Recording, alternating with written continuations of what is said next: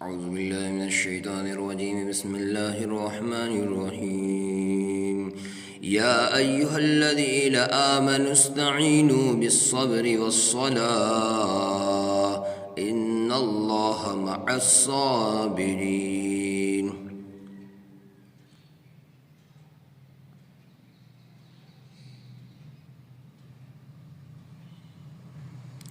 اے ایمان والو، نماز اور صبر کے ذریعے اللہ کی مدد طلب کرو۔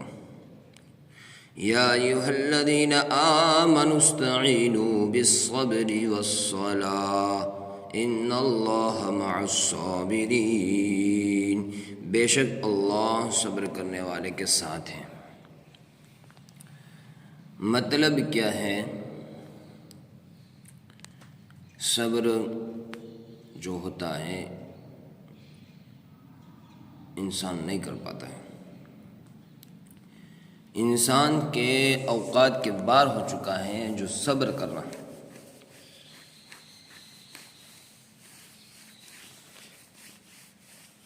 اللہ تبارک و تعالیٰ فرماتے ہیں کہ اللہ کی مدد طلب کرو صبر اور نماز کے ذریعہ۔ آگے فرما رہے ہیں بے شک اللہ صبر کرنے والوں کے ساتھ ہیں۔ انسان نماز تو پڑھ لے گا لیکن صبر کرنا انسان کی بات نہیں۔ جو انسان صبر کر لیتا ہے وہ سمجھ لو کامیاب ہو جاتا ہے، اللہ کی مدد اس کے ساتھ ہو جاتی ہے، بلکہ یوں فرمایا ہے کہ اللہ اس کے ساتھ ہے۔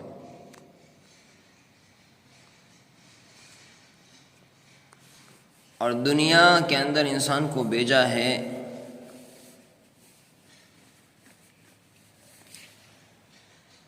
اس امتحان کے اندر صبر کرنا ضروری ہے۔ اس امتحان کے اندر صبر کرنا ضروری ہے۔ جیسے اور امتحان گاہ کے اندر انسان پیپر بھرتا ہے اور اس کی تیاری سال و سال کرتا ہے، تو کتنی دھیان اور توجہ کے ساتھ اس کی محنت کرتا ہے اور اس کی کوشش کرتا ہے، اس کی محنت کرتا ہے، اور پھر امتحان گاہ میں اس کا امتحان دیتا ہے، اور جب امتحان دیتا ہے تو اس وقت اس کی کیا حیت اور کیا حالت ہوتی ہے۔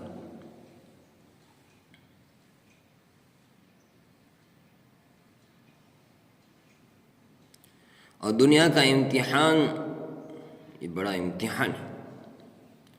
ایک طرف انسان کے ساتھ خواہشاتیں لگی ہوئی ہے، شہواتیں لگی ہوئی ہے، ضروریاتیں لگی ہوئی ہے، دنیا کی ہر چیز کی اس کے سامنے جو ہے انسان کی نگاہوں کے اندر اس کی وقت لگی ہوئی، رونق دھونق خوبصورتی اور ان کی چمک ان کی دمک، یہ ساری کی ساری چیزیں، اور ایک طرف اللہ کا فرمان ہے، اللہ کا حکم ہے، اللہ کی عبادت ہے۔ وما خلقت الجن والانس الا لیعبدون، اللہ کی عبادت ہے، رسول اللہ صلی اللہ علیہ وسلم کے طریقے ہیں۔ اب یہ انسان دو چیزیں ہیں، دودھ اور شراب۔ دودھ تو واضح ہے اور شراب گندگی ہے، تو انسان کے سامنے جو گندگی ہے اس کو زینت دے کر سنوارا گیا ہے۔ دودھ خالص ہے، وہ جانور سے نکالا ہوا خالص دودھ ہے، اور شراب جو ہے گندگی جو ہے اس کو زینت دی ہے، اس کو زینت دے کر سنوارا ہے۔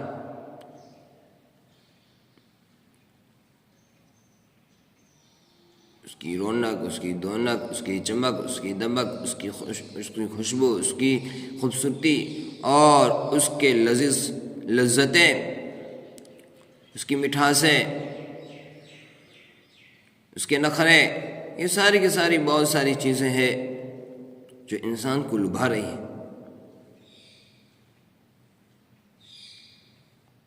جب اتنی زینت دی گئی، اس کو سنوارا گیا ہے، تو خالص دودھ کی طرف انسان نہیں بڑھے گا، وہ اسی کی طرف بڑھے گا۔ لیکن جس کی طرف انسان بڑھ رہا ہے وہ گندگی ہے، وہ جانتا ہے، لیکن اس کی لذتیں، اس کی مزے لینے کے لیے اس کی طرف دوڑتا ہے اور اس کے نقصانات اٹھاتا ہے۔ اور اس پر صبر کرنا اصل صبر ہے۔ انسان کا جنگوں کے میدان کے اندر جا کر صبر کرنا، کوئی انسان بیمار ہے، ہاسپٹلوں کے کھٹلوں پہ پڑے ہوئے ہیں، کسی کا ہاتھ ٹوٹا، کسی کا پیر ٹوٹا، کسی کی آنکھ گئی، کسی کا ناک گیا، کسی کا ذہنی اعتبار سے، دماغی اعتبار سے، جسمی اعتبار سے کوئی نہ کوئی بیماری ایسی تڑپا دینے والی بیماری ہے۔ کوئی میدان کے اندر تلواروں کے سامنے ہے، تلواروں کا زخم لگا ہوا ہے،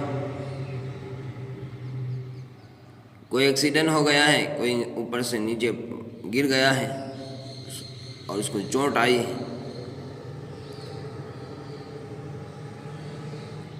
کسی کے اوپر پتھر پڑا ہوا ہے اور اس کو یہ درد ہو رہا ہے، ایسا درد ہو رہا ہے، اور اس پر وہ صبر کر رہا ہے، تو وہ صبر نہیں، وہ صبر یعنی اس وقت وہ صبر کیا ہو جاتا ہے، خود بخود موجود ہو جاتا ہے۔ اس کا وجود جو ہوتا ہے صبر کا، خود بخود وجود ہوتا ہے۔ اس لیے کہ انسان کو تکلیف ہوئی ہے، انسان کے آپریشن کو اندر لے جانا ہے اور گھبرا جائے، انسان اپنی ہمت کھو بیٹھے، صبر کو کھو بیٹھے، تو پھر یہ ہو جاتا ہے انسان مر جاتا ہے۔ اگر اس پر صبر نہیں کرتا ہے ان تکالیفوں پر، تو انسان یعنی انتقال کر جاتا ہے۔ تو اس وقت صبر خود وجود میں آ جاتا ہے۔ لیکن اصل جو صبر ہے وہ صبر ہے خواہشاتوں کے وقت لانا،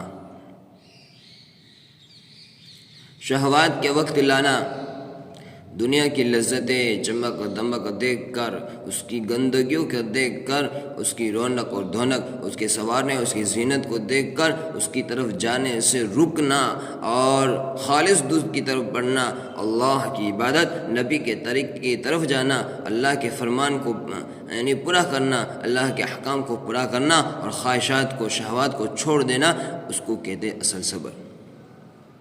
یہ صبر خود وجود میں نہیں آتا ہے، اس کو لانا پڑتا ہے، اور یہ لانا انسان کے لیے بس کی بات نہیں ہے، بڑا مشکل ہوتا ہے۔ تو اصل صبر یہ صبر ہے۔ اب اس صبر کو لانے کے لیے بڑی مشکل ہوتی ہے، تو یہ اصل صبر ہے۔ یہ کیا ہے؟ اصل صبر ہے۔ اس صبر کو لانا ہے۔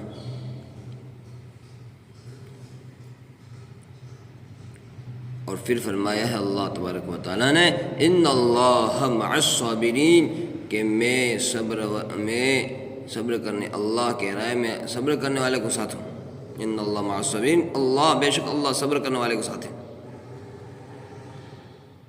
پہلے انبیاء علیہ الصلوۃ والسلام پر جو تکالیفیں آ رہی ہیں، ایسی تکالیفیں آتی تھی، ایسے ایسے ستائے جاتے تھے اور ایسے ایسے ان کو تکالیفیں پہنچائی جاتی تھی، آرے سے کاٹے جاتے تھے، اور یعنی اس کے اوپر گرم تیل ڈالا جاتا تھا، اس کو آگ میں ڈالا جاتا تھا، اور اس کو یعنی بڑی بڑی تکالیفیں، ایسی تکالیفیں اور ایسے اس پر یعنی ظلم کیے جاتے تھے، اور ایسے ان کو ستایا جاتا تھا۔ تو اللہ تعالیٰ سے کہہ رہے تھے کہ اللہ تیری متى نصر اللہ، تیری مدد کب آئے گی؟ تو صبر تو اس وقت خود وجود میں آ جاتا ہے، جب خود وجود میں آ جاتا ہے تو انسان اس وقت اللہ کی طرف متوجہ ہو جاتا ہے۔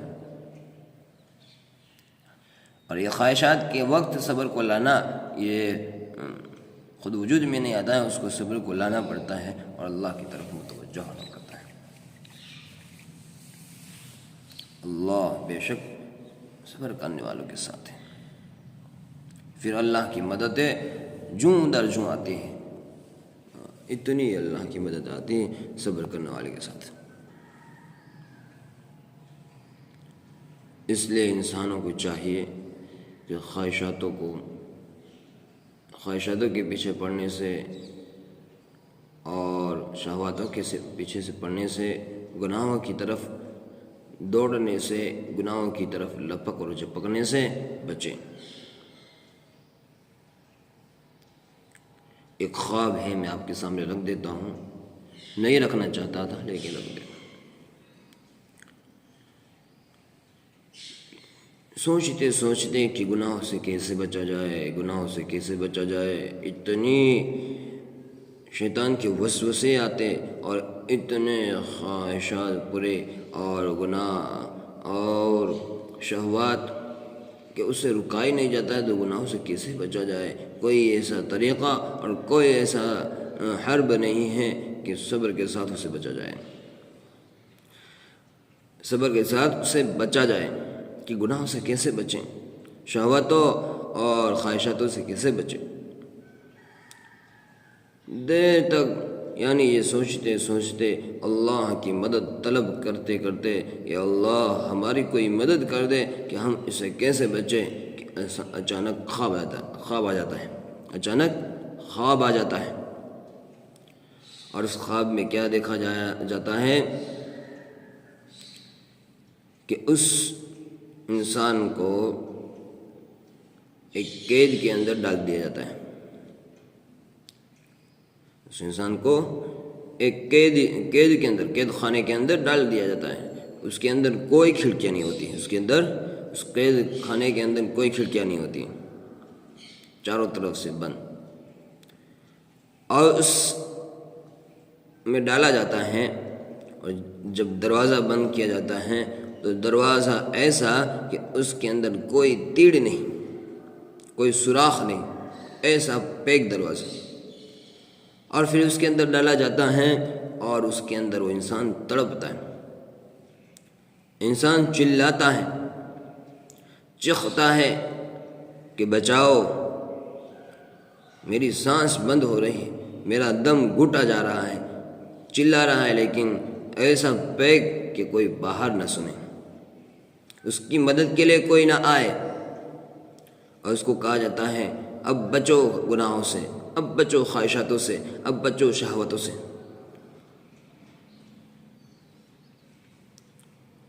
اور اس وقت اس گناہ سے بچنے کے لیے انسان اتنا تڑپتا ہے اور کہتا ہے اب میں نے سبق لے لیا، اب میری آنکھ کھل گئی کہ کیسے شہوتوں سے بچنا ہے، کیسے خواہشاتوں سے بچنا ہے، کیسے گناہوں سے بچنا ہے، اب میری آنکھیں کھل گئی، اب میں کوئی خواہشات کی طرف نہیں، میں صبر کے ساتھ زندگی گزاروں گا، اللہ کے احکام اور نبی کے طریقے سے زندگی گزاروں گا۔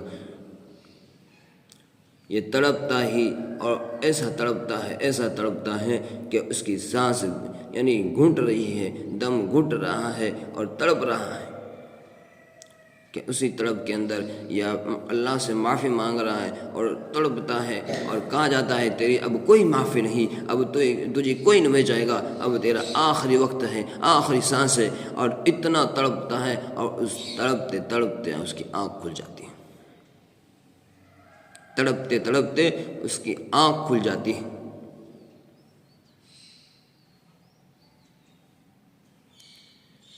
میرے کہنے کا مقصد یہ ہے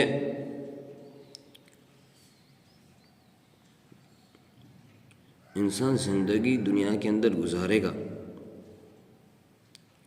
لیکن شہوتوں سے، خواہشاتوں سے، دنیا کی رونق اور دھونق اور چمک اور اس کی خوبصورتی، اس کی خوشبو سے دور رہے، اس کی عادتیں نہ بنائے۔ ایک مرتبہ عادت بن گئی، ایک مرتبہ چکھ لیا اور انسان اس کے اندر گھس گیا، پھر اس سے نکلنا بڑی مشکل ہے۔ تم نیکی کے 100 کام کرتے ہوں گے اور اس کی عادت بنا لو گے اور تو چھٹ جائے گی، لیکن برائی کی ایک عادت بن گئی، انسان زندگی بھر موت تک یعنی قبر میں جا کر اور تب تک بھی نہیں بھول سکتا۔